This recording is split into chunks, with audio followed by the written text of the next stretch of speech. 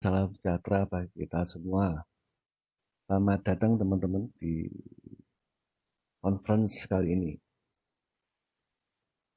Oke, conference kali ini atau materi kali ini kita akan bahas tentang total station. Total station.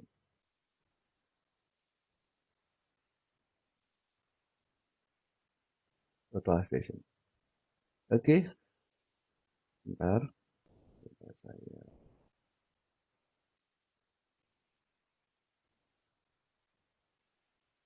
Total station.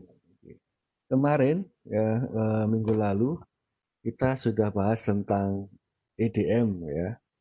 EDM, Electronic Distance Meter, alat untuk pengukur jarak.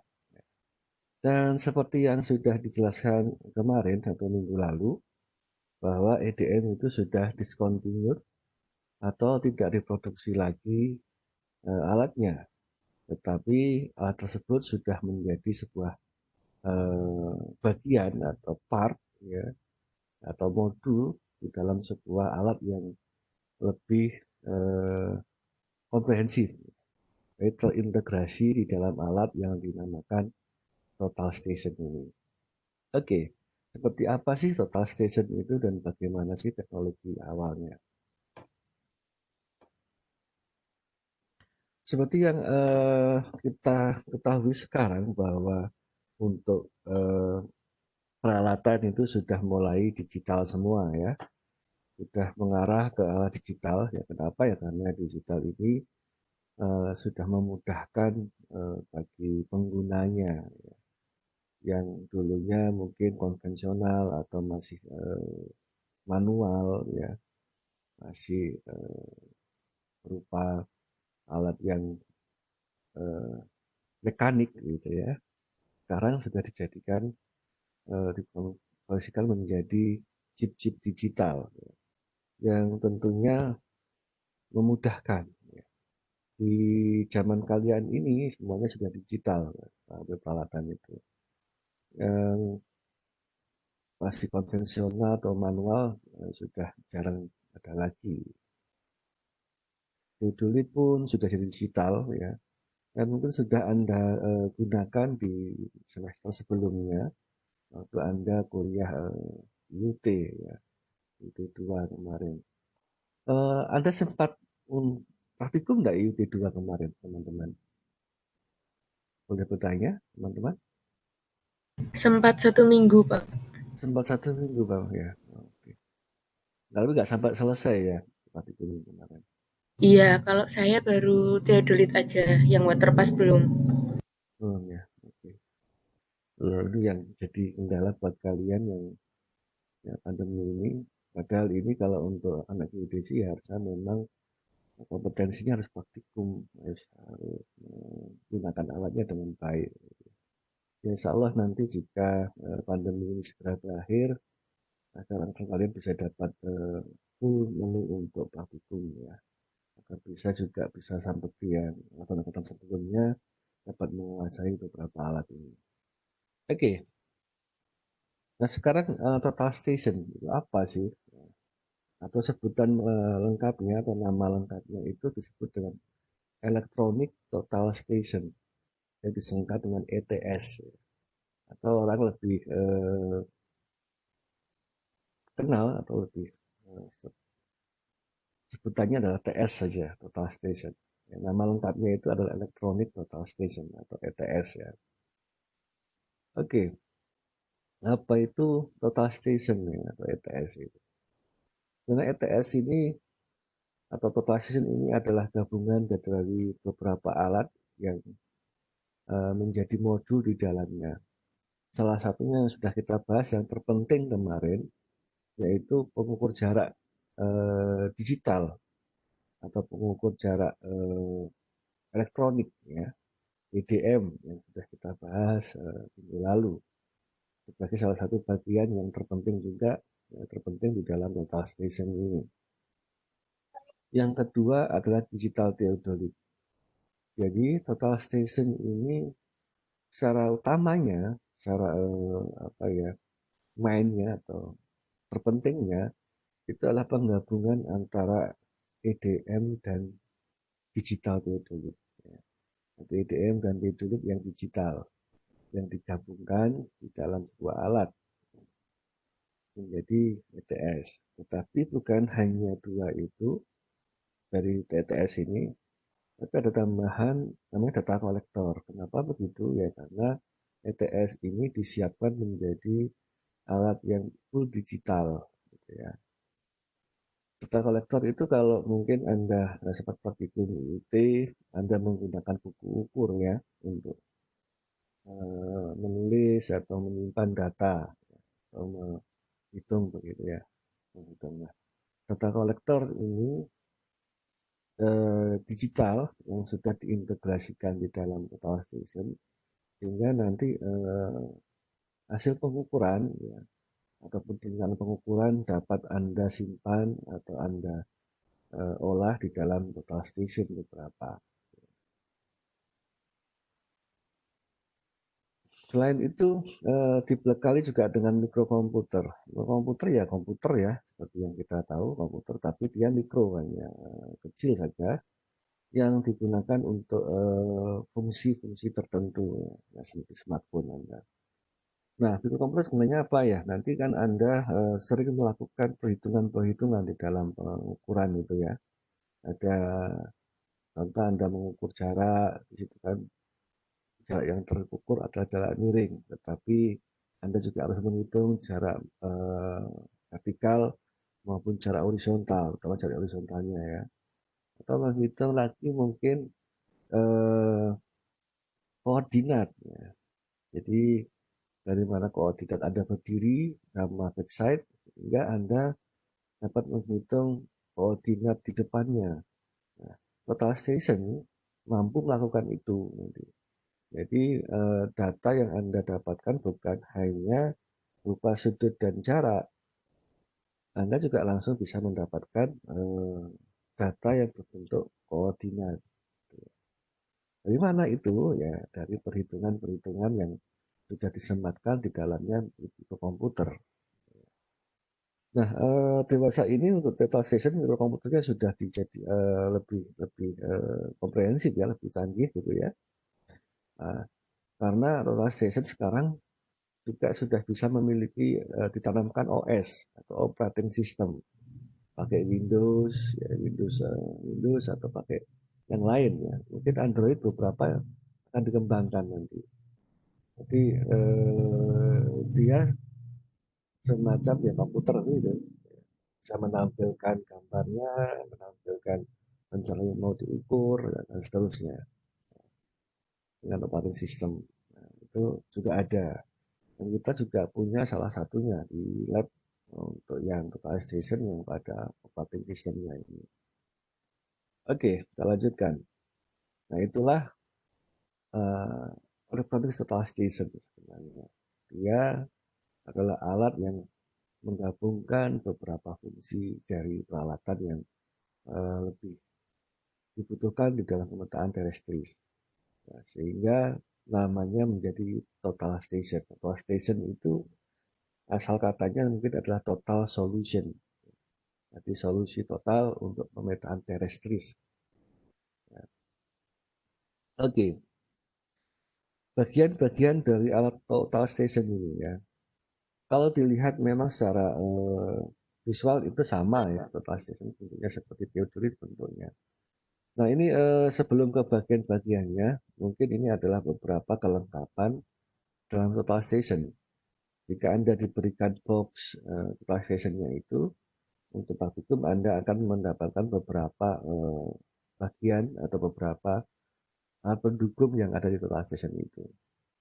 Yang pertama tentu main unitnya ya, main unitnya atau unit utamanya, itu total station.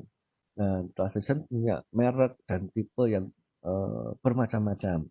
Ada banyak sekali ya mereknya, contoh Topcon, Sophia, Leica, Nikon, dan seterusnya. Salah satu merek pun punya tipe yang berbeda-beda. Contoh Topcon, ada Topcon 235, Topcon 105 mungkin ya di lab yang punya itu ada Topcon GPT dan seterusnya. Ada banyak ya tipe merek dan tipenya. Jadi pasti Anda harus menuliskan di buku peminjaman seperti itu. Nah, yang kedua tentu ada box-nya. Box ini disebut dengan carrying case ya. Sekarang sudah banyak yang berupa plastik. Dulu mungkin box-nya bisa besi ataupun aluminium zaman dulu. Tapi sekarang sudah pakai plastik semua jadi lebih ringan. Di plastiknya komposit kuat ya. Tapi walaupun kuat ya, mohon Anda kalau praktikum ya, jangan dijadikan tempat duduk ya teman-teman. Karena bisa jadi pecah ya, dan seterusnya. Atau mungkin nggak awet lagi ya, kuncinya dan seterusnya. Jadi kalau nggak di lapangan jangan digunakan tempat duduk. Nah, ini sering terjadi teman-teman mahasiswa itu digunakan tempat duduk, padahal dia tidak direkomendasikan untuk itu. Bisa pecah dan sebagainya. Hanya plastik. Ya. Nah ini pasca yang case ini hanya digunakan untuk membawa ya dari lab ke lapangan. Ya. Tidak digunakan untuk menyimpan, tapi digunakan untuk membawa. Makanya di lab itu menyimpan alat itu tidak dimasukkan ke boxnya, tapi dimasukkan ke lemari yang ada ventilasi udara dan ada lampu-lampunya itu. Agar dia tidak jamur dan sebagainya. Jadi boxnya itu hanya untuk carrying, membawa. Oke, lanjutnya baterai. Nah, pasti ada baterai karena total station ini alat elektronik. Nah, pasti ada baterai dan charger ya. Ya, sebelum Anda mempergunakannya harus memastikan bahwa alat ini sudah baterainya sudah siap, gitu ya, sudah tercharger. Dan baterai dari total station itu lebih besar kapasitasnya daripada digital teodolit. Kenapa ya? Karena dia mempunyai fungsi yang jauh lebih rumit. Apalagi yang mungkin pakai operating system. Jadi baterai yang dibawa atau yang bawaannya itu biasanya adalah baterai yang rechargeable, ada chargernya seperti smartphone ada dengan apa namanya kapasitas yang lumayan besar ya untuk mAh-nya. Jadi ada pastikan untuk charge. Dan biasanya kalau di lab Anda akan diberikan apa namanya pengetahuan atau SOP bagaimana cara mengecharge-nya. Karena tiap tipe biasanya punya berbeda-beda cara chargernya. Dan mohon teman-teman jika diberikan informasi untuk SOP itu dilaksanakan, jangan sembarangan dicoba-coba ya. Ada chargernya, ada SOP-nya, bagaimana cara ngecharge-nya. Kalau di sana ada pin, ada konektor yang lumayan apa ya ringkih ya. Dan itu pun tidak dijual umum ya. Harus dibeli dari vendornya dan mahal biasanya. Dan kebanyakan kerusakan itu salah SOP dari teman-teman melakukan ini charger, download dan sebagainya. Oke, itu mohon SOP diperhatikan jika Anda meminjam alat ini. Lalu ini aksesoris di dalamnya. Yang pertama ada sunshade. Ini semacam kayak karet ya berbentuk tabung itu yang lubang dalamnya yang digunakan untuk melindungi ini apa namanya teropong dari sinar matahari langsung agar tidak silau dan sebagainya. Lalu ada plumbob, plumbob tahu ya itu gunting ya. Ada buku manual, tadi biasanya sudah disimpan sih sama si tidak disertakan di dalam boxnya gitu. Ada rain cover plastik, tapi plastik yang seperti jas hujan gitu ya. Jadi jika Anda ngukur di lapangan dan tiba-tiba hujan, sebelum Anda lepas, kalau bisa sih alat itu Anda tutupi dengan rain cover ini selama melepas alatnya, agar tidak terjadi error. Oke, ada toolkit. Nah, toolkit ini untuk kalibrasi ya di lapangan. Tapi mohon jika memang ada jangan dilakukan ya. Ini hanya teman-teman di lab yang sudah dibekali dengan teori untuk bagaimana melakukan kalibrasi. Dan ada semacam lap silikon yang digunakan untuk ngelap optiknya atau lensanya. Ini mohon jangan digunakan kain, tisu untuk mengelap ininya, apa namanya, lensanya ya. Gunakan semacam kain yang digunakan untuk lensa kacamata lah, itu nggak apa-apa. Dia lebih halus dan tidak membaret ya. Oke, ini bagian-bagiannya dari trial station ya, mirip dengan teodolit ya.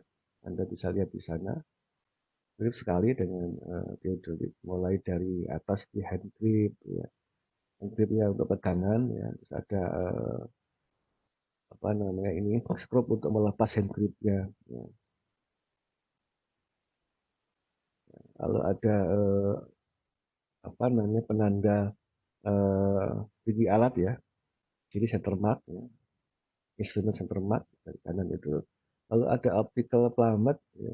Ini untuk centering optis ya, namanya ini kalau bahasa Indonesia optical plummet teleskop. Nah, ini untuk melihat ke bawah kan, untuk melakukan centering optis ya. Ada leveling screw ya, screw ABC ya, mungkin Anda sering mendengarnya itu, atau disebut itu di IUT, itu namanya leveling screw nama Inggrisnya ya. Ada base ini yang plat bawahnya yang paling bawah ya, untuk diletakkan di atas tripod ya. Lalu ada tribah fixing lever, ini semacam pengunci ya, pengunci untuk melepas bagian tribah bawah ini ya, dengan bodi atas dari tetral station. Sama seperti di teodolit, ini bisa dilepas untuk melakukan eh, apa namanya pengukuran dengan model ungkit paksa ya, ungkit paksa bisa dilepas. Oke, lalu ada sampai adjustment screw, lalu ada circular level. Level ini livo kotak ya, livo kotak yang ada di bawah itu ya, yang sebutannya livo kotak tapi dia tidak berbentuk kotak ya, dia bentuknya lingkaran. Nah, tahu di Indonesia disebut livo kotak saya tidak tahu.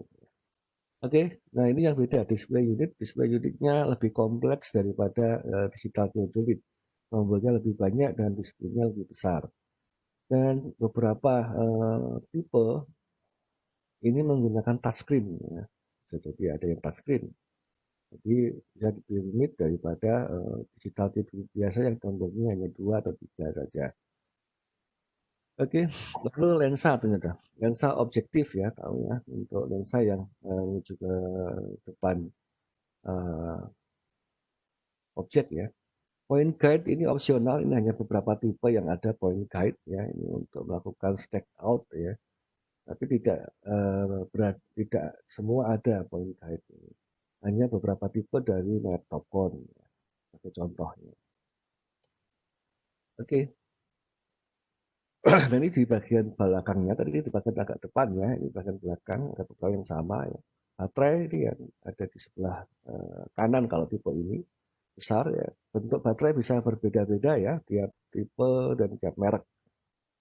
Lalu ada tangan skru yang horizontal maupun yang vertikal. Skru penggerak halus ya, pengunci dan penggerak halus ya, dari vertikal dan horizontal Anda tahu.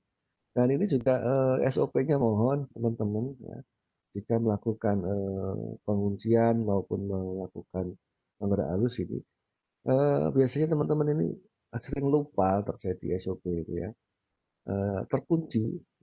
Contoh gerakan horizontalnya yang ini terkunci gitu ya. Tapi dipaksa digerakkan si alat itu dengan memutarnya dengan tangan saja tanpa diputar sepertinya. Nah, masih ada yang terkunci dipaksa untuk diputar. Nah, itu biasanya klemnya ini lepas ya. Nah, dan itu tidak mudah untuk menerimnya ya, harus ke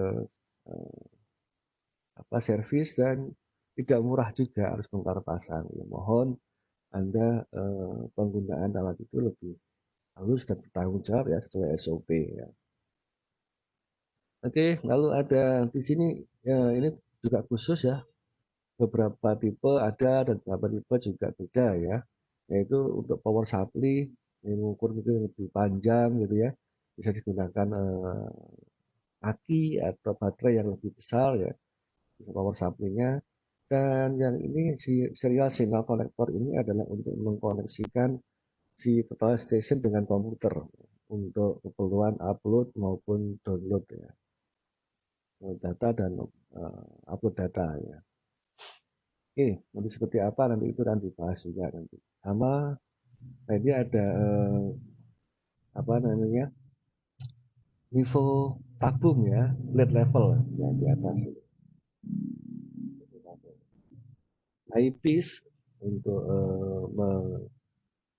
mengintip ya, eyepiece namanya. Ada teleskop grip, gripnya untuk pemegang. Ada penggerak fokus ya, fokus untuk objek ya. Dan yang terakhir di sini sighting collimator atau visir ya. Mungkin Anda sudah diajari di P1 dan juga ada namanya visir, namanya sighting collimator. Anda gunakan untuk melakukan pembidikan awal untuk mengarahkan si teropong alat ini ke objek ya.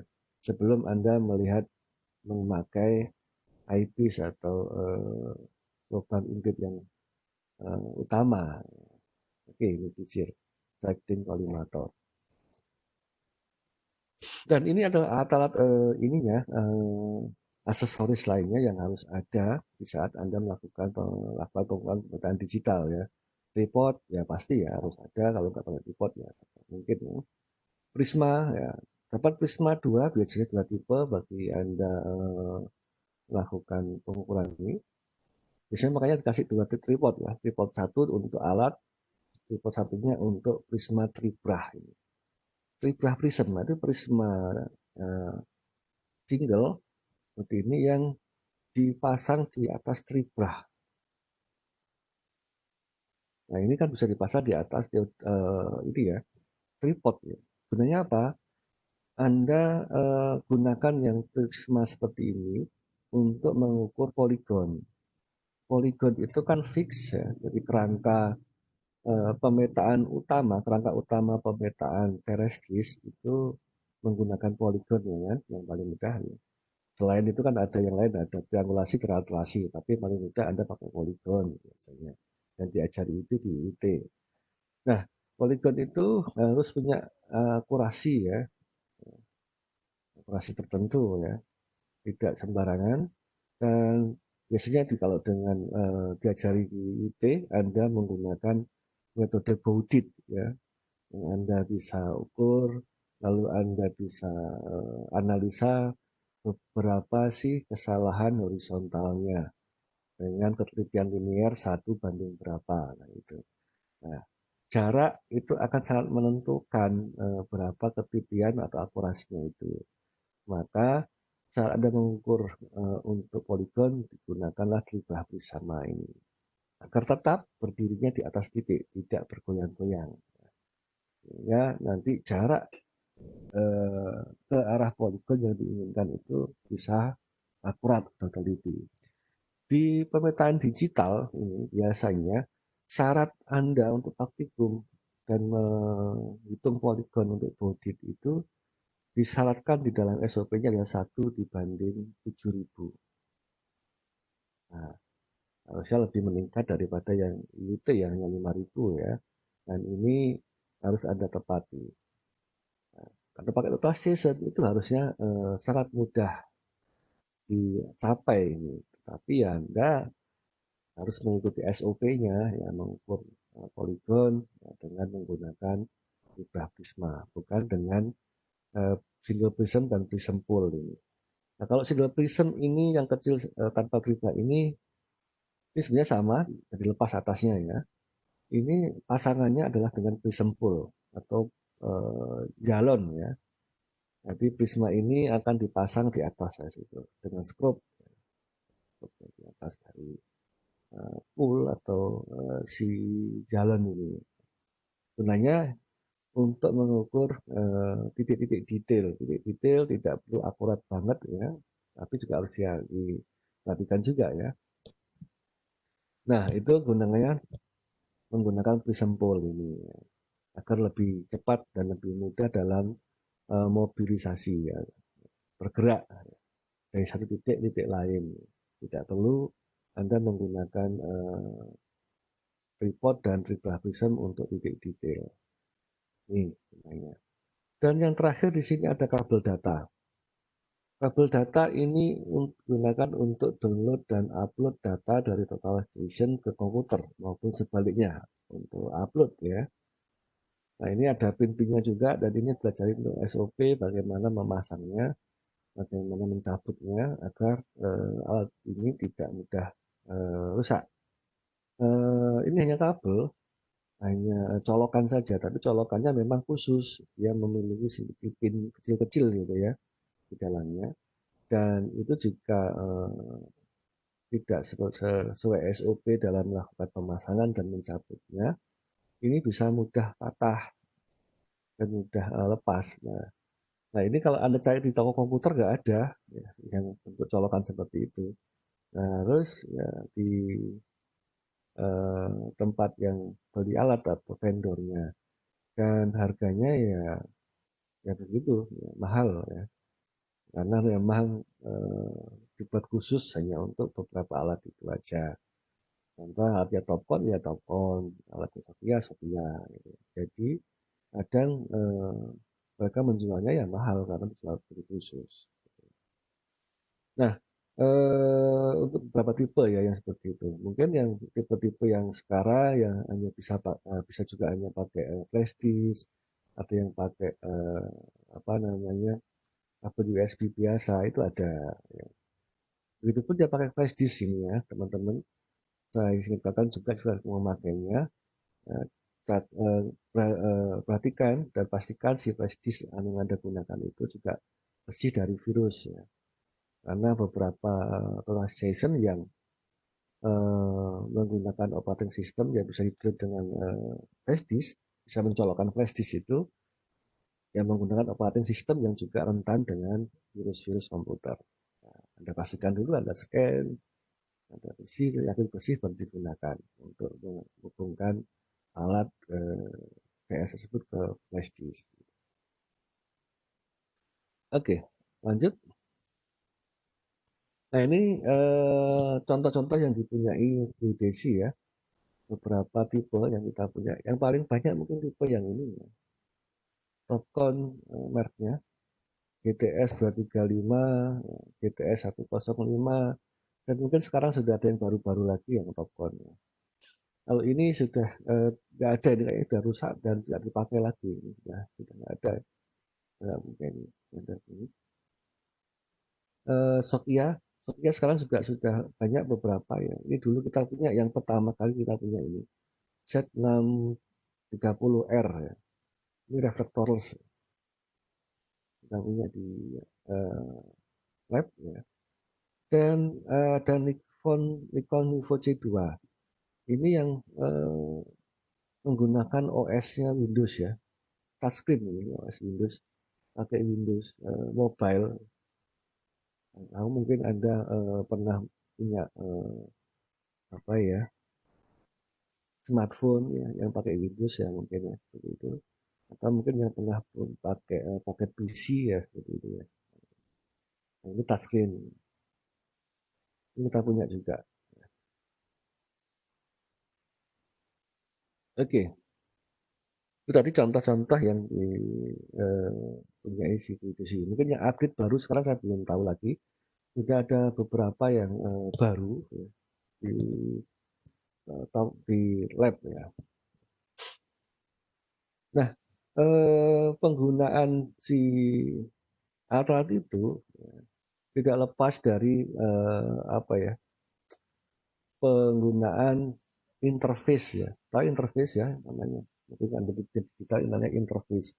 Interface itu adalah sebuah diterjemahkan ya sebuah ya, alat ya atau modul ya yang menjembatani pengguna dengan si alat gitu.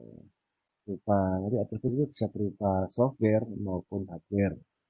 Yang pertama interface yang berupa hardware contohnya adalah unit tampilan atau display unit ya, dari si alat itu. Dan display unit seperti yang saya bilang tadi di setiap tipe dan merek mungkin bisa berbeda ya teman-teman. Bisa berbeda bentuknya, tombol-tombolnya dan sebagainya. Nah, di eh, kuliah ini ya, saya akan jelaskan salah satu tipe saja. Nah, tipe saja. Karena mungkin bisa menjelaskan semua tipe maupun merek. Ya. Dan nanti itu pasti berbeda-beda tombol-tombolnya. Tetapi nanti ada prinsip yang sama. Bagaimana menggunakan proses yang itu. Prinsipnya sama. Mencari ini. Ya. Yang berbeda mungkin hanya tombolnya dan langkahnya. Ya mungkin bisa dikatakan begini teman-teman. Anda menggunakan smartphone kan sudah biasa. Ya. Contoh Anda ingin melakukan SMS lah. Jarang juga SMS ya mungkin ya. Anda. Contoh ya SMS itu. Anda handphone Anda Android, ya. Satunya adalah pakai iOS atau Apple ya, pakai sistem operating punyanya Apple iOS itu ya, iOS ya. Nah, langkah dari si Android maupun si iOS ini kan berbeda ya. Bagaimana langkah melakukan ini apa namanya SMS tadi, tombolnya juga berbeda ikonnya. Yang ini bentuknya yang begini, yang di iOS begini. Berapa kali tombol ya beda ya. Nah, tetapi tujuannya sama, yaitu melakukan SMS. Tapi langkah dan tombol yang digunakan itu bisa berbeda. Apalagi kalau ada lagi mungkin satunya operating system yang lain. Contoh mungkin Anda pernah dulu pakai yang apa ya dulu punyanya si Nokia itu operating systemnya. Sekarang mungkin yang smartphone yang populer hanya dua operating system yaitu iOS dan Android. Itu dulu ada lebih macam-macam lagi ya. Nah, gitu. Itu juga dengan mungkin komputer Anda. Anda yang ada yang punya pakai Macintosh, ada yang pakai Windows ya, satunya pakai Linux ya. Tujuannya sama. Contoh Anda akan mengetik tugas ya dengan menggunakan Word atau pengolah kata Word itu. Nah, pengolah kata mengetik ya. Bisa beda. Aplikasi yang di Windows, yang di iOS, yang di Linux, tapi sama nanti pada akhirnya Anda akan mengetik laporan di software pengolah kata atau Word. Gitu. Nah itu yang saya ingin sampaikan ke Anda bahwa yang nanti saya jelaskan di sini mungkin satu tipe, tetapi mohon bahwa itu adalah nanti bisa dijadikan eh, apa ya konsep ya, untuk menggunakan mungkin yang tipe yang lain. Anda tinggal belajar di tutorialnya. Oh, kalau saya melakukan pengukuran sudut harus begini. Oh, ya langkahnya begitu. Nanti saya lihat di tombolnya di tutorial seperti ini. Ya, bisa jadi beda-beda tombol dan pengoperasiannya. Tapi pada prinsipnya untuk mengoperasikannya itu sama. Oke, saya lanjutkan. Nah, ini contoh tampilan atau interface yang dimiliki salah satu alat virtual station yang di mereknya Topcon, ya, tipenya GTS ya. Nah, belakangnya GTS pasti ada angkanya, macam ada 235, ada 230, dan 105 dan sebagainya. Nah, seperti mungkin mobil itu ada tipe-tipenya ya. Oke, Anda lihat di sini ini ada display LCD ya ini. LCD kalau kan tipe ini masih LCD-nya hitam putih ya, atau mungkin bisa dikatakan dia tukang berwarna atau dikatakan dia monokrom, monokrom. Tapi fungsi dasar ini fungsi mungkin dikatakan total station yang eh, dasar gitu, dasar atau eh, apa ya namanya standar, gitu ya, standar. Karena ternyata ada yang lebih canggih, jadi bisa berwarna dan sebagainya dan sebagainya. Tetapi station yang standar ini punya kelebihan dia awet ya. Ya, karena operating sistemnya sederhana saja, tidak mudah rewel, gitu, tidak terkena virus dan sebagainya. Tidak menggunakan operating sistem soalnya. Gitu. Jadi kelebihannya itu, tapi kalau fungsi interface-nya tentu ya kalah dengan yang memakai operating system. Kayak gitu, saya begitu bisa jadi berwarna gambarnya di dalam, ada gambar-gambarnya, ada ikon-ikonnya yang memudahkan. Ya. Jadi saya katakan mungkin pernah ada punya HP yang lama ya, yang Nokia itu ya, jadul, tapi awet sekali ya. Karena dia bisa hanya digunakan untuk fungsi-fungsi standar dari station. Oke, nah, saya lanjutkan. Ini ada tombol-tombol yang warna kuning, ya, beda ini tombol fungsi pada tipe ini. F1, F2, F3, F4. Nah, mungkin sama kayak di komputer Anda ada tombol fungsi. Fungsinya apa ya? Untuk melakukan eksekusi perintah dari perintah yang muncul di sini. Maaf, ini saya klik dulu.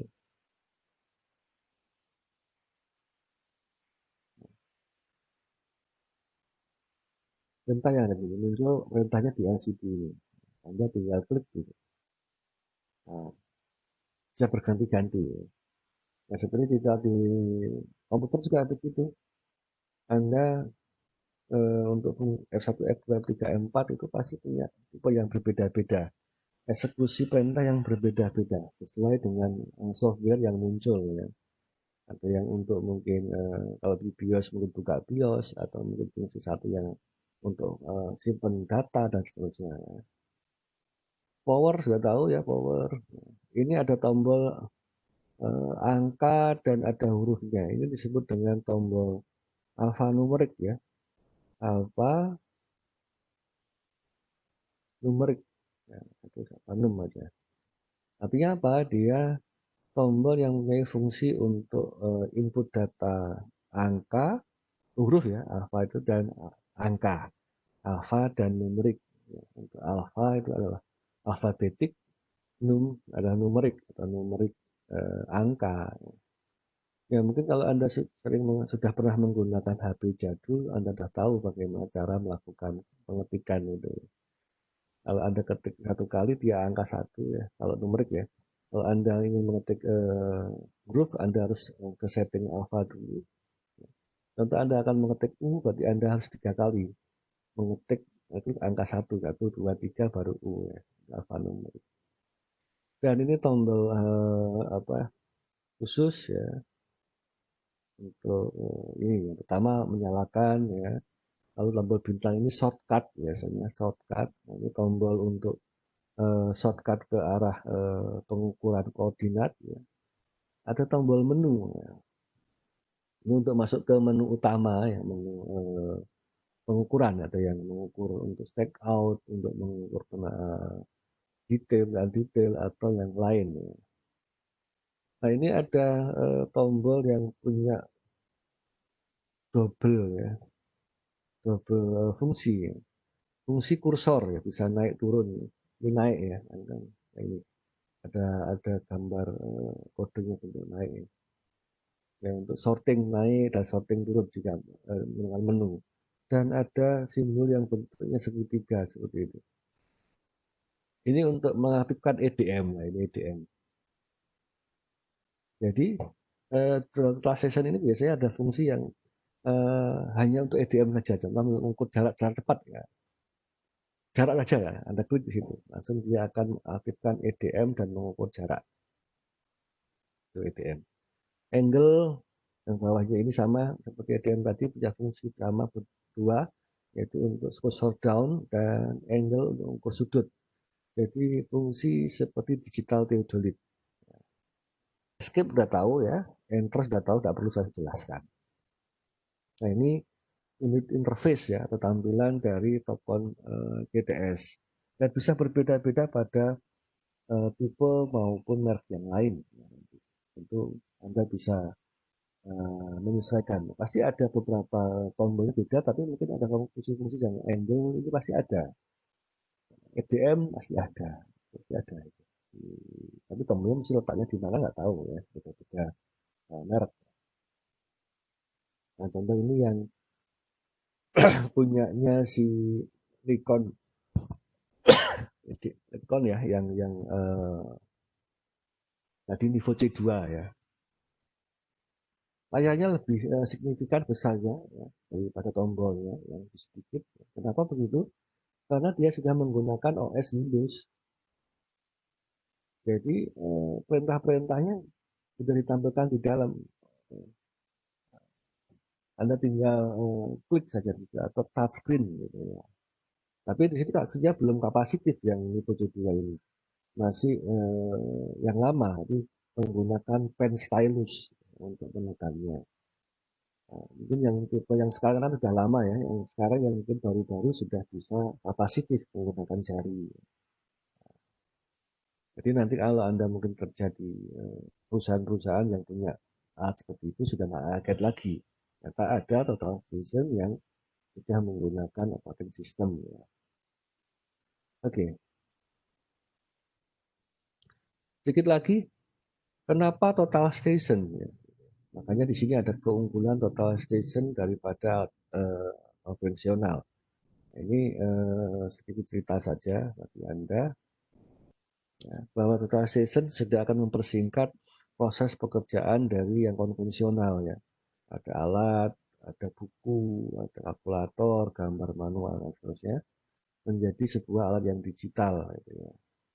Nah ini kekurangan mungkin yang pakai theodolit ya, Anda sudah sering melakukannya ini ya. Salah baca sudut ya. Bisa terjadi ya, salah baca benang atas benang bawah. Karena kira-kira terjadi salah ya, dan Anda membacanya pasti butuh waktu yang lebih lama ya, karena Anda seperti melakukan mengeja angka dan seterusnya. Dan Anda sering berdebat sama atau berdebat ya sama yang bagian operator arsiping atau yang menulis ya. Anda ngomong angka berapa, yang menulis mendengarnya angka berapa. Itu jadi ya. Satu, ha? Satu. Nah, itu bisa jadi gitu. Atau yang nulis juga nanti bisa salah juga ya. Oke. Gambar manual mungkin Anda sudah tidak melakukannya ya. Ini di zaman saya ya, sudah masih menggunakan meja gambar seperti ini. Dan ini sudah jarang ditemui dan sekarang sudah digantikan dengan digital semua. Jadi kalau Anda mungkin main ke arsitek gitu ya, Anda masih akan menemukan meja gambar seperti ini. Meja gambar yang manual yang digambar dengan penggaris dan seterusnya. Ini sekarang sudah tidak populer lagi karena sudah digantikan oleh software atau aplikasi CAD. Nah ini pembacaan yang mungkin tidak akurat bagi Anda bisa menjadi bacaan yang fatal, salah ya. Karena di sana ada apa namanya pembacaan yang kira-kira ya pasti ada interpolasi gitu. Berapa sih milimeternya interpolasinya. Oke. Oke, kita lanjutkan ya. Aduh, bentar ya interpolasinya. Kita lanjutkan.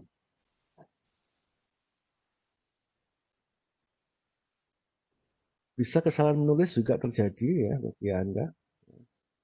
Jadi ya tadi saya bilang bahwa yang menulis di buku ukur bisa jadi salah. Apa yang harusnya ditulis angkanya menjadi angka yang lain bisa terjadi itu.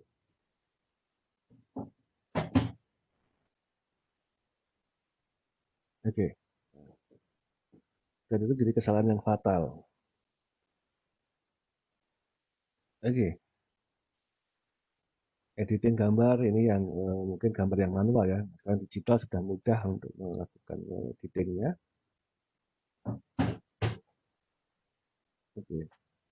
Dan bisa berakibat yang fatal di sini. Anda bisa lihat hitungan-hitungan itu bisa menjadi kerugian ya, bagi pengguna atau user ya untuk pemetaan.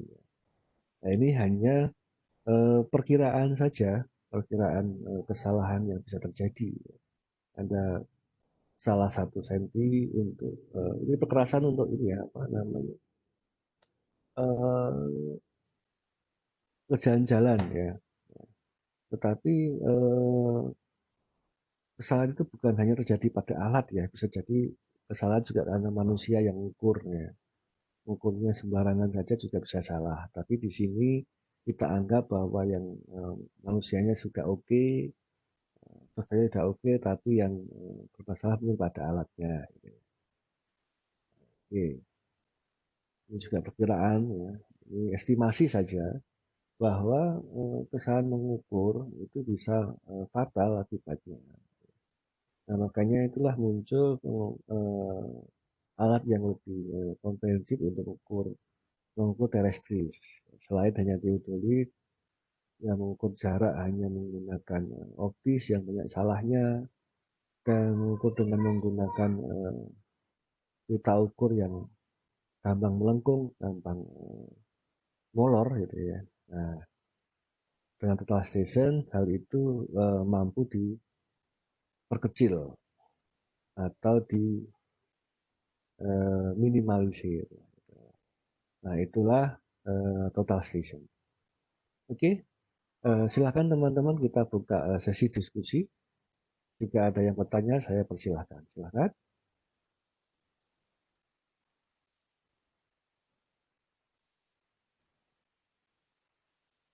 Halo, teman-teman. Ada pertanyaan? Izin bertanya, Pak. Silakan. Mas siapa? Nama Raka, Pak. Ya, Mas Rangga, silakan.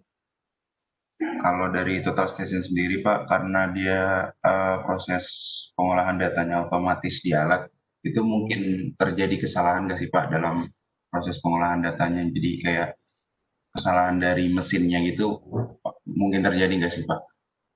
Kalau kesalahan mesinnya tidak mungkin terjadi kalau alat karena mesin dan software itu kan sudah didesain sedemikian rupa ya. Dia mengerjakan apa yang diinputkan ya, dan menjadi sebuah hasil gitu. Jadi kesalahan kemungkinan terjadi karena inputnya, Mas Kata. Ya komputer itu pinter-pinter bodoh gitu ya. Dia tidak akan mengetahui data yang Anda masukkan itu benar atau salah. Yang Anda masukkan datanya salah pun, ya dia tetap akan menghitung. Gitu. Jadi untuk apa namanya koreksi data yang diinputkan maupun yang nanti hasil outputnya, ya tetap kita harus melakukan verifikasi, gitu ya, masyarakat. Tidak bisa ya kita salahkan alatnya, ya alatnya ya begitu. Yang memang didesain untuk menghitung ya, sesuai dengan algoritma yang diberikan. Jadi kesalahan untuk menghitungnya tidak mungkin terjadi. Yang terjadi ya kemungkinan adalah kesalahan akibat kalibrasi dari alatnya. Ya. Karena alat ini juga tidak full digital semua, tapi ada mekanisnya, ya. Terutama untuk mungkin di sana melakukan apa ya, sembring optis yang dilakukan itu ya. Lalu melakukan apa namanya apa untuk setting kevertikalan alat ya tegak lurus ya dengan info kotak, info tabung ya, itu harus Anda lakukan sendiri dan di sana ada verifikasinya tentunya. Nah itu jika kalibrasinya tidak tepat ya ya tentu juga akan jadi input data yang salah itu masyarakat. Oke masyarakat. Oke, Pak, menjawab, Pak. Terima kasih. Sama-sama. Oke, silakan yang lain. Pak izin bertanya. Silakan Mbak, siapa ini? Bella Pak. Mbak Bella, ya silakan. Tadi kan dari bagian alat total station katanya ada jas hujan. Berarti kalau dalam pengukuran total station cuaca tidak mempengaruhi gitu ya Pak? Jas hujan. Oke, oke, saya lihat dulu ya. Itu rain cover. Jas hujannya ini jas hujan alat ya, bukan jas hujan untuk surveyornya ya, Mbak Bella. Yang pertama itu yang saya ingin jelaskan. Dia hanya berbentuk seperti cover gitu ya. Ya mungkin cover apa ya, berbentuk tabung gitu ya. Nah, plastik yang nanti di coverkan di atasnya. Gitu. Eh, untuk ketahanan dari alat ini ya, terhadap air itu IP nggak salah IP 65 standarnya. Jadi dia tahan terhadap debu ya, dengan besaran berapa mikron gitu ya. Nanti ada bisa cek di spesifikasinya.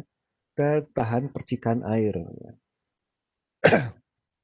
Jadi bukan anti air dia dicemplungkan dia akan nggak apa-apa itu tidak ya Mbak Bella. Tetapi percikan mungkin dengan hujan sedikit itu nggak ada masalah. Tetapi jika hujannya lumayan besar ya jangan digunakan. Nah, sehingga SOP-nya nanti di lab Anda tidak boleh mengukur di saat hujan, walaupun alatnya mungkin punya ketahanan sedikit untuk hujan itu. Makanya jika terjadi hujan, Mbak Bella, kan hujan kan bisa saja tiba-tiba ya, tidak dimulai dari gerimis dulu, lalu hujan deras tidak kan, bisa terjadi ya. Kebanyakan hujan dan ya memang hujan dimulai dari gerimis dulu lalu hujan deras gitu ya. Tetapi kebanyakan hujan tidak seperti itu juga, tiba-tiba deras juga terjadi ya Mbak Bella. Nah, untuk menangkal hal itu ya, makanya ada namanya plastic rain cover ini. Kenapa terjadi ada plastic rain cover? Karena contoh Anda ada di hujan ya, gerimis hujan gitu ya, Mbak Bella kan melakukan berhenti untuk tidak melakukan pengukuran. Maka Mbak Bella akan melakukan melepas si alat ini dari tripod, lalu memasukkannya ke boxnya. Nah itu kan perlu waktu ya Mbak Bella, melepas ya, box dan sebagainya. Nah kalau terburu terjadi hujan langsung deras kan bahaya, artinya akan rusak. Nah, maka untuk mengantisipasi itu sebelum dilepas langsung aja ditutup pakai line cover ini, ditutup langsung gitu ya. Barulah dilepas ya. Jadi ada jeda waktu yang melepas dan memasukkan ke box untuk disimpan itu eh, tidak akan didahului oleh si air yang deras tadi. Itu fungsinya Mbak Bella. Bisa dipahami Mbak Bella? Oh iya Pak, baik menjawab. Terima kasih Pak. Sama. Silahkan, ada yang lain lagi?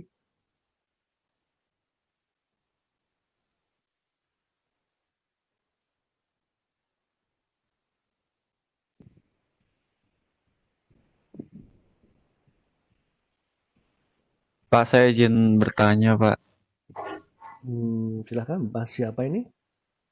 Adi, Pak. Mas Adi, ya silahkan. Nah, kan saya lihat di jalan gitu, Mm-mm. di depan perumahan saya tuh ada juga yang lagi ngukur Mm-mm. pakai total station. Nah, itu Ya. mereka ngukurnya kan siang hari. Nah, Mm. pas mereka ngukur tuh nggak dipayungin gitu, Pak. Itu Mm. bener atau enggak gitu, Pak?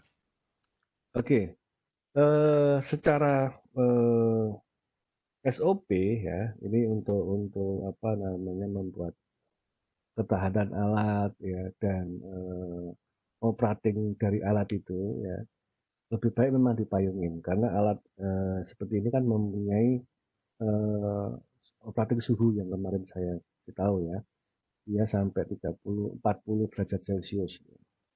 Ya mungkin suhu udara di sekitar kita hanya 30 aja, tapi kalau terkena terik panas kan alat ini bisa kena panas ya.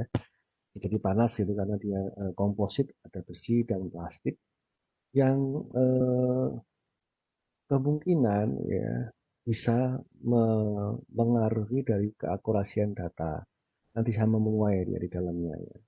Atau bisa terjadi apa ya pergeseran dan sebagainya dari nipu kalau kena panas dan sebagainya. Ya. Nanti ya cairan yang kena panas bisa jadi bergeser.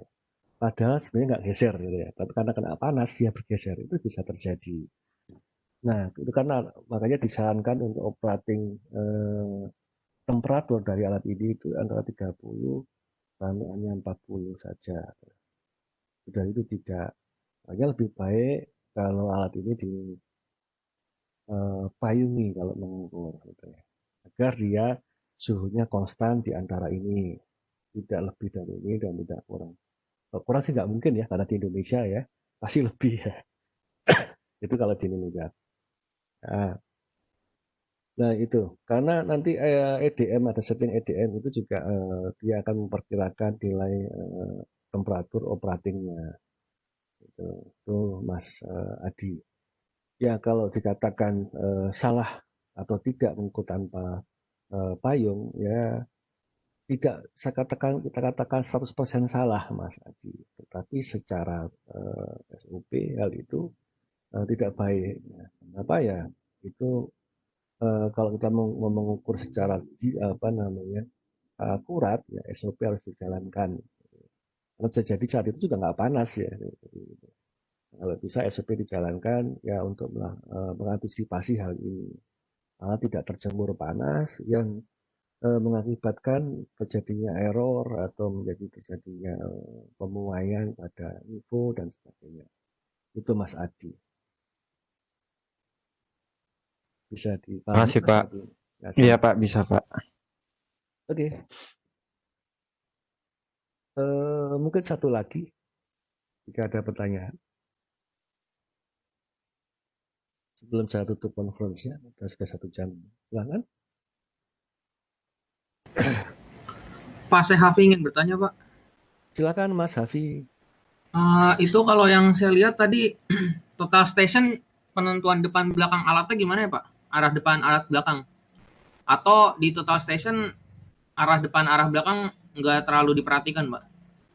Oke. Arah depan, arah belakang itu maksudnya adalah sudut biasa luar biasa ya Mas Hafi. Ya.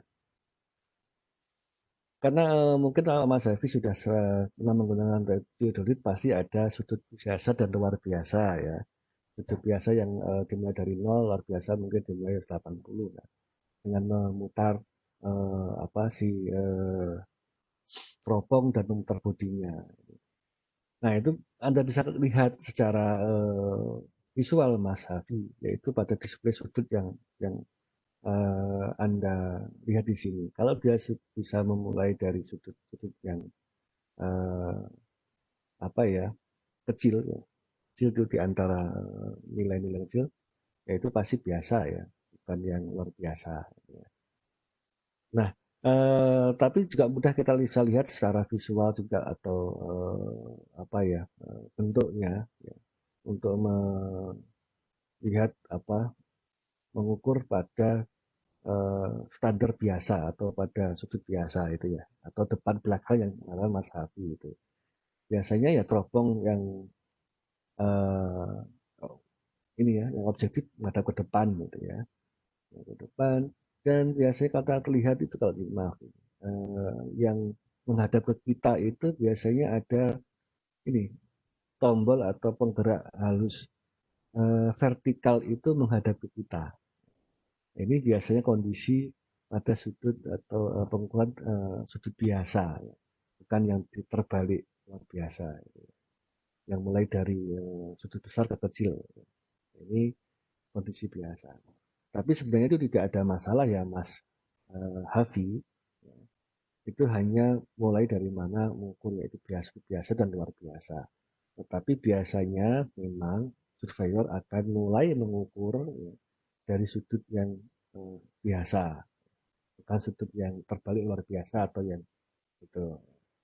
Jadi mulai dari biasa. Itu biasanya kelihatan pada nilai sudut yang ditampilkan ataupun bisa Anda lihat kalau ini apa namanya tombol yang penggerak vertikal itu menghadap ke kita. Itu Mas Hadi. Baik Pak, terima kasih. Sama-sama. Oke. Eh, kalau masih ada pertanyaan lagi? Oke, kalau tidak mungkin karena tadi sudah saya cukupkan untuk pertanyaannya. Sudah 1 jam untuk conference ya. Saya harap apa yang saya sampaikan tentang totalization ini Anda pahami dan nanti berguna tentunya buat Anda. Teman-teman ini sudah di Semarang semua atau tidak ya? Mohon di ini kan? Masih di rumah, Pak. Ya Pak. Di rumah, Pak. Di luar kota semua ya. Iya, ini saya juga masih mendiskusikan dengan Pak Safi bagaimana untuk SOP Anda melakukan praktikum gitu. Nah, dilema memang ya, jadi ya, selain Anda juga banyak orang ya, kalau tidak praktikum ya Anda tidak ada pemahaman yang tercapai ya, dari pembelajaran terutama pada pengetahuan digital ini. Itu nggak akan tercapai kalau Anda tidak praktikum, ya, tidak memegang alat dan sebagainya. Gitu. Tapi juga terjadi hal yang mengkhawatirkan juga jika Anda melakukan pengukuran yang sudah kumpul dan sebagainya. Nah, ini belum ada rekomendasi bagaimana sih protokolnya. Mungkin bisa dipilih nanti sama teman-teman di lab bagaimana protokolnya, apakah 5 orang datang ke kampus hari ini, praktikum sehari selesai, pulang ganti yang lain besok 5 orang yang berbeda gitu ya. Jadi tidak mengumpul dari satu. Tapi itu masih didiskusikan ya. Mohon bersabar dan jika pun ada nanti akan saya sampaikan di kuliah ini bagaimana protokolnya, bagaimana SOP-nya agar kita semua bisa belajar yang baik, juga bisa menjaga kesehatan kita dengan baik juga ya. Oke, saya kira itu informasi yang bisa saya sampaikan. Semoga berguna. Jangan panik dulu, jangan kembali dulu ke Semarang jika memang belum ada informasi. Ya, tetap di rumah, tetap jaga. Nah, pun nanti jika ada informasi pasti akan saya sampaikan. Tidak mendadak besok harus praktikum, tidak. Pasti akan ada apa ya SOP yang benar. Ya. Jadi jangan bodong-bodong dulu ke Semarang. Ini biar didiskusikan dulu bagaimana untuk ini ya. Jika memang diperbolehkan, jika memang sudah bisa siap kita akan lakukan. Oke, tetap sehat, stay di rumah, jalani SOP kesehatan. Terima kasih. Saya tutup conference kuliah hari ini dan bacaan alhamdulillahirobbilalamin. Assalamualaikum warahmatullahi wabarakatuh. Selamat pagi. Waalaikumsalam. Waalaikumsalam warahmatullahi wabarakatuh. Waalaikumsalam warahmatullahi wabarakatuh. Terima kasih, Pak.